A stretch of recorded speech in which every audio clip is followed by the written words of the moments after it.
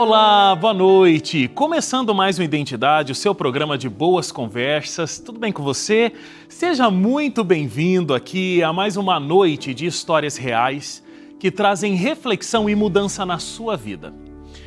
E aí, como é que está sendo a sua semana? Você tem conseguido parar para pensar no que você está sentindo, no meio de tanta coisa para fazer e tanta conta para pagar, inclusive, né? Tem tido insônia? Às vezes fica mesmo assim difícil, né, de lidar com os nossos sentimentos. Mas olha, você não está sozinho, você não está sozinha.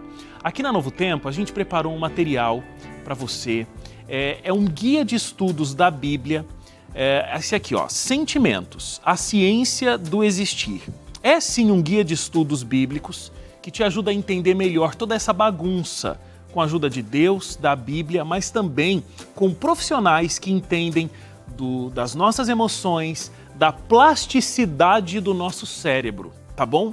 E o melhor, é um material de muita qualidade, mas tanto o envio quanto esse guia não custa nada para você, não tem custo nenhum.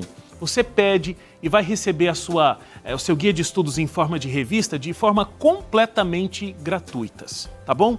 Muita instrução sobre como lidar com ansiedade, depressão, angústia, luto. O número está aqui na tela, 0 operadora 12 21 27 3121. Você pode ligar no horário comercial, tá?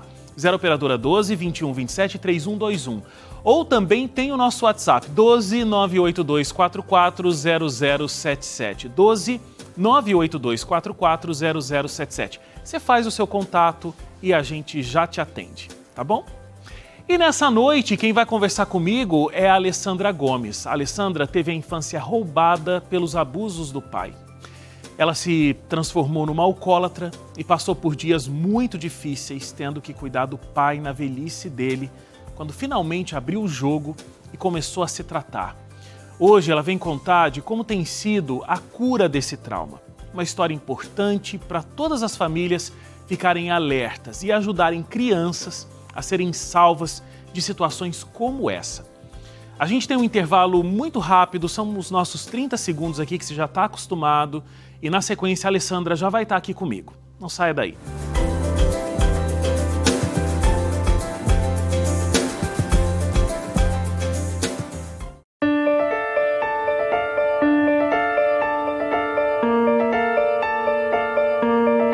De volta aqui o Identidade e a gente está recebendo aqui a Alessandra. Tudo bem, Alessandra? Tudo bem. Boa noite com você. Boa noite. Alessandra, a gente vai falar de uma história muito difícil. Sim. Mas por que estamos aqui falando sobre isso? Porque pode ser um tremendo alerta para tantas famílias, né? Exatamente. Como eu disse na introdução do programa, você teve a sua infância roubada porque sofria abusos por parte do seu pai. E mais uma vez a tua história comprova aquela estatística de que os abusadores estão o mais próximos possíveis. Exatamente. Né? A tua primeira memória é de que isso tinha ali, mais ou menos, você tinha os seus 6 anos de idade. Isso. Como é que você se sentia? No começo, quando eu comecei a perceber, era medo. E aí, depois que eu entendi, era raiva, era muita raiva. Muita raiva. Com quantos anos, mais ou menos? Eu percebi rapidamente, com 7 anos eu já entendia. Porque não tinha um contato físico, até mesmo porque ele tinha paralisia, ele teve poliomielite, então ele não andava normalmente. Então eu conseguia me locomover mais rápido que ele, antes dele chegar muito próximo de mim. Mas ele simulava situações que aí eu já rapidamente entendi que aquilo não era normal. Uma única vez que ele chegou muito próximo de mim, que eu estava doente na cama e sentindo muita dor, que eu sentia muita dor no estômago, depois que eu entendi que era ansiedade. E aí ele começou a passar a mão em mim, mas não como um pai que está cuidando de um filho. Era com outras intenções. E aquilo começou a me dar um pavor. E aí ele falou alguma coisa no meu ouvido, tanto assim que eu odeio que as pessoas falem no meu ouvido. E aí eu entendi, só que aí na hora eu levantei e assim, eu tinha reações muito explosivas. quando as coisas aconteciam. É muito difícil falar sobre esse assunto. Eu peço até desculpas porque, né, você revisita uma memória muito triste. Eu sou pai de menina. A minha filha tem 6 anos. Nossa! Então, muito sério, muito forte. A gente não consegue. Eu tenho um filho e, assim, eu não consigo nem... Eu até abomino um pensamento assim, diante de uma criança, qualquer criança. Principalmente se tratando do meu filho. Principalmente se tratando de um filho. Não cabe dentro da cabeça da gente, mas infelizmente é algo que acontece e acontece muito. Muito. E é por isso que a gente está aqui. Exatamente. Como as pessoas no entorno lidavam com essa situação? Essas coisas aconteciam, essas tentativas... elas aconteciam quando vocês estavam sozinhos? E as outras pessoas da casa? Onde estava sua mãe quando essas coisas estavam acontecendo? Então, meu pai, quando ele trabalhava, ele até era comerciante no centro de São Bernardo. E aí, depois que esse irmão faleceu, ele começou a beber descontroladamente, perdeu o controle dos negócios e acabou perdendo. E veio para casa, né? E aí ele falou para minha mãe, se você quiser que seus filhos tenham o que comer, você vai ter que trabalhar. Eu não vou fazer nada, apesar dele ser aposentado e ter uma renda e tudo mais. E minha mãe foi trabalhar, então ficávamos eu e meu irmão e ele. E era muito difícil para ela, porque ela trabalhava em hospital, então ela trabalhava à noite, ela virava plantão. A gente via que era muito difícil para ela. Então, o pedófilo, ele tem uma proteção que é o silêncio da vítima. Então, a gente não queria contar para minha mãe o que acontecia, até mesmo porque a gente ainda não entendia direito o que estava acontecendo, mas a gente também não queria levar mais um problema para ela. Então, a gente guardou, era o nosso segredo. Você e seu irmão. Eu e meu irmão. Que, inclusive, tentava muito te proteger. Ele me protegia muito. E aí, a relação do meu pai com meu irmão era de muita raiva, muito ódio. Eles se odiavam muito. Claro. Agora, a sua mãe, ela decide ir embora de casa, numa certa altura da vida. Isso. Mas ela vai embora e deixa vocês morando com o pai de vocês. Quando minha mãe foi embora, eu já tinha 17 anos. Como eu fiquei uma pessoa adulta e eu já reagia, então já não tinha mais, esses abusos já não aconteciam mais. E minha mãe, ela foi para cuidar da minha avó, que estava com Alzheimer, e ela quis ir, porque ela já não tinha um relacionamento com meu pai, que eu me lembro desde os 6, 7 anos, exatamente da época que as coisas começaram, que ele começou a beber, eles já se separaram de cama, mas moravam na mesma casa. Uhum. Então era um clima de guerra terrível, e eu e meu irmão, a gente não queria colocar mais um assunto na guerra. Então minha mãe, quando ela foi embora, antes a gente fez um espaço para mim, uma casa pequena, mas no mesmo quintal, no mesmo terreno que o meu pai, a casa dele no fundo, a minha um pouquinho mais na frente. E aí a gente já ficou... mais separados. Separados. Tanto que eu não entrava na casa dele. Eu fui entrar depois de anos, porque eu precisei, que ele ficou doente, aí eu comecei a entrar. Mas entrar naquela casa, para mim, sempre foi um pesadelo. Agora, tem uma situação, porque vocês... As crianças da rua não podiam brincar lá na casa de vocês. Então, de uma certa maneira, as pessoas sabiam o que acontecia lá dentro. Exatamente, porque meu pai embriagado, ele tinha atitudes libidinosas. Não só comigo, depois que eu fui saber, depois de muito tempo que eu fui saber, às vezes para algumas vizinhas observarem. mesmo ele estando do portão para dentro.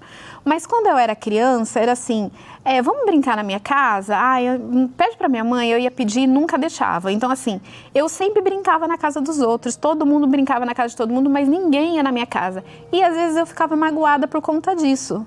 E não entendia. Agora, depois que eu, decidi que a minha terapia é falar, contar para as pessoas, eu recebi relatos de amigas que falavam, olha, um dia eu fui na sua casa assistir o Sítio do Pica-Pau Amarelo, quando eu cheguei em casa, eu apanhei porque não era para ir.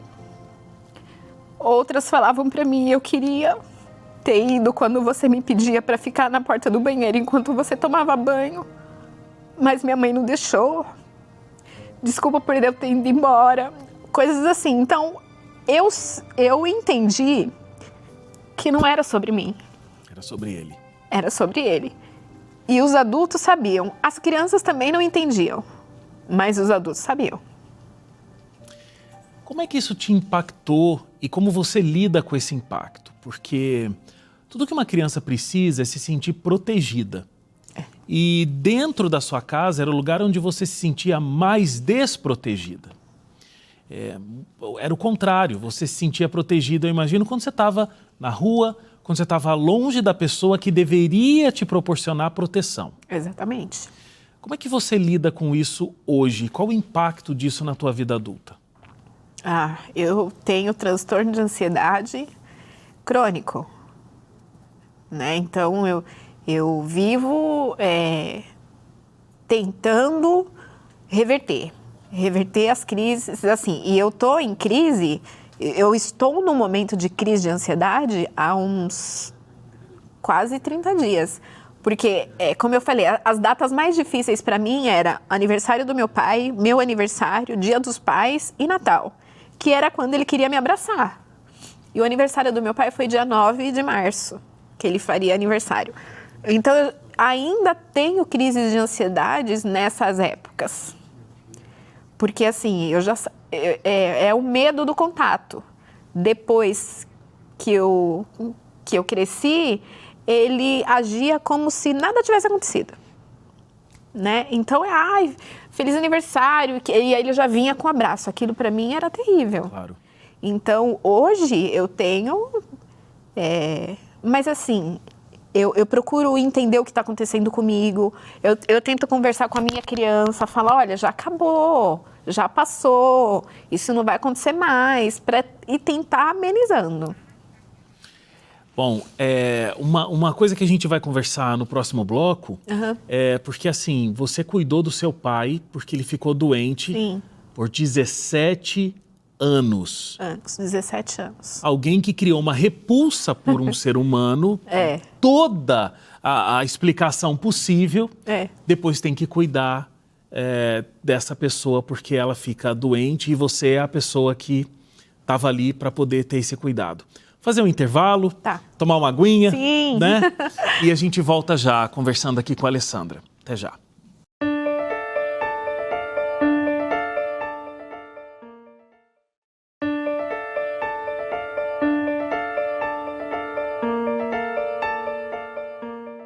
Já de volta aqui o Identidade, a gente está conversando com a Alessandra.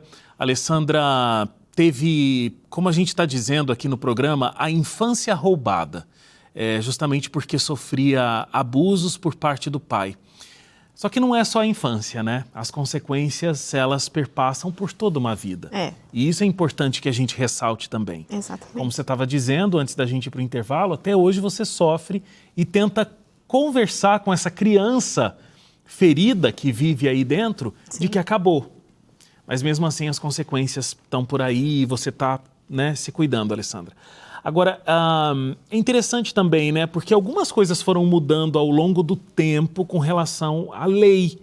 Porque num dado momento, quando a sua mãe já sabia do que acontecia, vocês procuraram a delegacia. Fomos. Mas nada aconteceu. Não, eu estava vestida, eu tinha 10 anos, estava com uma bermudinha, não era um short, era uma bermudinha e uma camisetinha normal, roupa de criança e a A resposta que nós tivemos é assim: essa criança anda assim dentro de casa? Ela se veste assim e a senhora estava onde? Todos são culpados, menos ele. Isso, exatamente. Então fizeram lá um boletim de ocorrência sobre danos morais, mas assim, sem nem dar importância para o que a gente estava falando. Uhum. Você foi seguir a sua vida, foi buscar estudar, fazer a sua carreira profissional e Sim. tudo mais. O que acontece que você depois tem que ser a pessoa que cuida dele? Por que você? Então, a relação do meu irmão com meu pai sempre foi muito difícil. Na fase pior do meu pai, ele foi para Santa Catarina. Porque meu pai, no começo, quando meu pai ficou doente, que ele teve um infarto, ele ficou hospitalizado, eles tinham um relacionamento assim, muito frio, se cumprimentavam por educação. Mas quando a situação se agravou, meu irmão ele foi transferido para Santa Catarina e aí eu fiquei sozinha, filha única, e aí sobrou tudo para mim. Como era ter que cuidar de alguém que deveria ter te feito só bem, só ter te dado cuidado, mas o que te deu foi agressividade, medo, desconforto, angústia, ansiedade, e agora você é que tinha que cuidar dele. Como você encontrava forças para cuidar dele? Na verdade, assim, quando eu soube que ele ficou com uma sequela do infarto e precisava de curativos diários, eu achei aquilo injusto, eu achei que eu não merecia, mas eu fui por obrigação, até mesmo por lei eu tinha.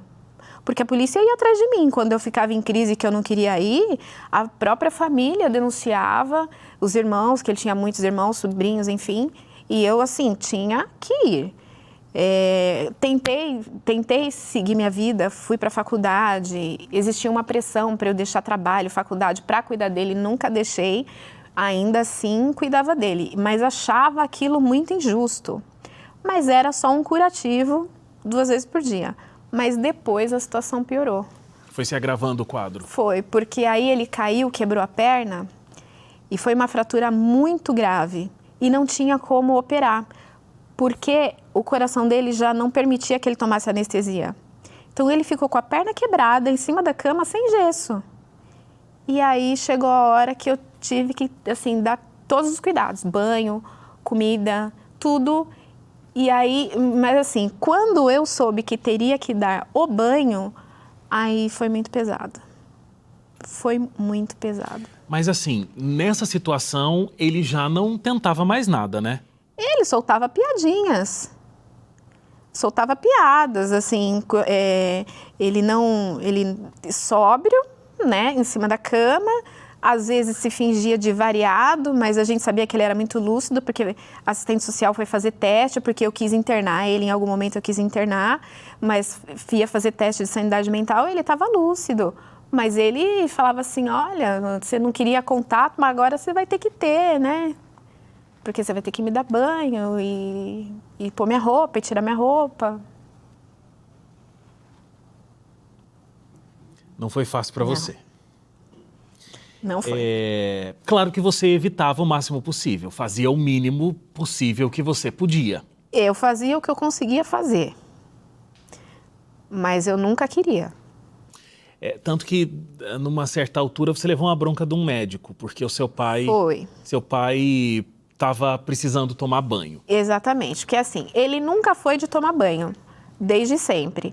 E numa dessas consultas, eu já estava nervosa, né? E ele falou, eu não vou tomar banho. Eu falei, então vamos sem tomar banho mesmo. E era muito difícil, porque eu tinha que pegar ele na cadeira de rodas, colocar dentro do carro, chegar lá, tirar da cadeira de rodas. Então, para mim, era muito difícil. Falei, não quer tomar banho, vai sem tomar banho. Aí o médico... E era um médico maravilhoso, mas ele me deu uma bronca muito séria. E aí eu desabei. Porque acho que ele já sentiu, porque eu já estava bebendo muito para cuidar do meu pai. Foi para cuidar dele que você começou a beber? Foi. Porque aí eu bebia eu ia mais tranquila. Ou então eu ia, aí me sentia mal, voltava, bebia. Só que aí eu entrei num ciclo que não tinha fim. Porque eu acho que ele tinha que ter me pedido perdão e ele não pediu. Porque ele não se arrependeu. Ele achou, até no momento da morte dele, eu perguntei, eu fui a última pessoa a estar com ele, na casa dele, no leito de morte, eu perguntei, você tem alguma coisa para me falar? Ele disse que não, que estava tudo bem. Como é que a terapia te ajudou a seguir a sua vida? Como é que você interpreta o que aconteceu e você junta os cacos e está aí falando sobre isso, inclusive abertamente? E eu sei que é uma terapia para você, como você colocou aqui, mas também é uma forma de ajudar para que isso não aconteça com outras pessoas. Exatamente. Eu fiz terapia durante muito tempo para entender os meus sentimentos, né? E depois, obrigatoriamente, depois que eu fui internada na clínica para desintoxicar e interromper o alcoolismo. Mas, assim, eu fiquei um pouco... assim, eu procuro muito esses tipos de casos. Então, eu vou... procuro na internet, sempre tem. Sempre é o pai, é o padrasto, é o irmão, é tudo. Então, eu falei assim... E assim, as pessoas chegaram a falar para mim assim, como é que você tem coragem de falar sobre isso? É uma coisa que você não pode falar. É feio falar sobre isso. Eu fui repreendida. Mais uma vez, a culpa é sua, né? Mais uma vez. Agora, eu fui repreendida, tiveram pessoas que se afastaram de mim, pessoas da minha convivência da vida toda, que acharam que é um assunto que não se fala, que é feio. E eu falei, eu vou falar, porque tem crianças sofrendo, tem pessoas passando por essa situação. E às vezes a mãe é conivente, a minha não foi. Mas às vezes a mãe é conivente e criança não esquece, criança cresce e tudo que ela passa cresce junto. E às vezes cresce mais do que a gente. Eu consegui fazer faculdade, eu tive meu filho que é um presente na minha vida. Inclusive te acompanhou muito para ajudar a cuidar do seu pai, né? Me acompanhou muito. Eu desde pequenininha, eu sempre expliquei para ele, olha, as pessoas não podem tocar em você, as pessoas não podem... Então, ele sempre soube, eu nunca menti para ele, eu sempre contei para ele. Então, ele falava assim, eu vou com você, porque na hora de pôr a fralda, eu coloco. Ele tinha 6, 7 anos quando ele começou com essa atitude de já te protegendo. Já me protegendo. Me protege tanto que hoje ele me abraça com um cuidado excessivo. Às vezes a pessoa fala assim, nossa, o Vitor é tão seco. Eu falo, não é que ele é seco, ele demonstra o amor de outro jeito. Mas ele sabe que eu fui tão machucada que ele tem medo de me abraçar, assim, mais apertado. Que bom que o que você não teve com seu pai, você tem com seu filho. Exatamente. Embora você tenha sofrido tudo isso, esse obviamente não era o plano de Deus. Infelizmente a gente vive num mundo, né, que o pecado domina, mas que você possa encontrar cada vez mais esse caminho de se sentir amada por Deus, pelas pessoas à sua volta e entender que isso foi uma coisa que infelizmente aconteceu, mas acabou. Acabou. E você está livre e para viver a sua vida sem essa amarra que você teve durante tanto tempo. É verdade. Hoje, ainda em algumas situações de ansiedade, eu converso comigo mesmo que é exatamente isso, já acabou. Né? Foram 17, não foram 17 anos, foram 40 anos. Uhum. Né? Porque teve a primeira fase e a segunda fase, mas agora já acabou. E hoje eu quero contar, além de esvaziar o que tem no meu coração, para que se alguém estiver passando sobre isso, também tenha coragem de falar. Falar na escola. Eu trabalho na área da educação, trabalho com criança e eu sou apaixonada por criança. Percebo quando a criança vem de casa triste. Então, assim, se a criança não tem confiança de falar com um amigo, com um vizinho, com um familiar, conta na escola, para a professora.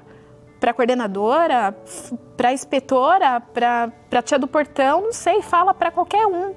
Alguém vai te ajudar. Com certeza. Obrigado, Alessandra. De nada, que eu Deus te continue agradeço. te abençoando. Amém. A nós todos. Obrigado. Obrigado a você também que ficou com a gente até agora. A gente se encontra amanhã, às 11h30 da noite. Até lá. Tchau, tchau.